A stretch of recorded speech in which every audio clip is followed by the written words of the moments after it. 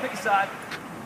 We'll take Todd, and we're going to go ahead and just smash that lacrosse ball into his external rotators. And this external rotator mass, any of the tissues behind, posterior delt, any of the external rotators that come in, off. You can think of your external rotators primarily as coming off of the base of your scapula. That's where they have the most kind of purchase, but they're all back here.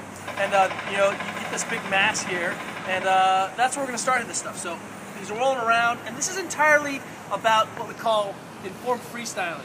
There's no right way other than identify your painful spots, get in there and make some change. So go ahead and see if you can find a painful spot. You'll notice that he immediately adopted kind of a three-quarter turn to get some pressure on the ball, finds a spot, hangs out there, and then what we want to do is pull those tissues past so we can internally and externally rotate his arm. Does that change anything?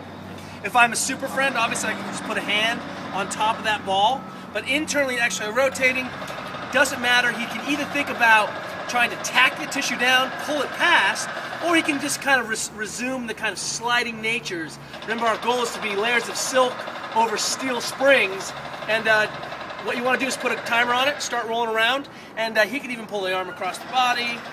Does that change anything? Pulling the arm back and forth? Yep. All right, so you'll see he's just doing some informed freestyling and hunting. Now maybe he's more on kind of the infraspinatus and some of the other larger masses of tissue down here, and he's just rolling around, kind of posterior shoulder, catch the delt. All right, so now since he's got his arm up, let's go ahead and see if we can't get into serratus. Now this muscle group here basically attaches on the ribs. It makes that serrated look here when you're all jacked and ripped, right? And then it actually works as a force couple with the trap in the back to pull the scapula forward.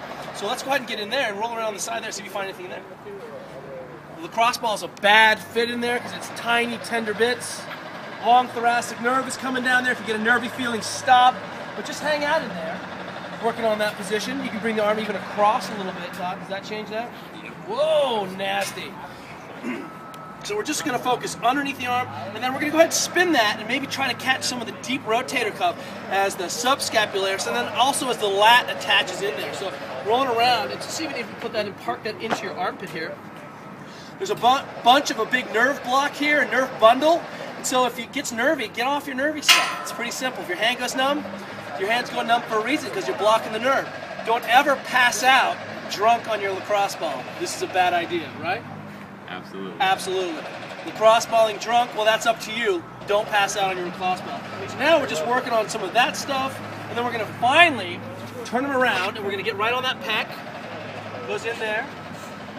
And I find that if he adopts this position, he can get in there, but I think it's best for some of the pec minor stuff. If he does a three-quarter roll onto that pec now, can you turn? Get that, go, turn the other direction. There you go. Getting into that pec.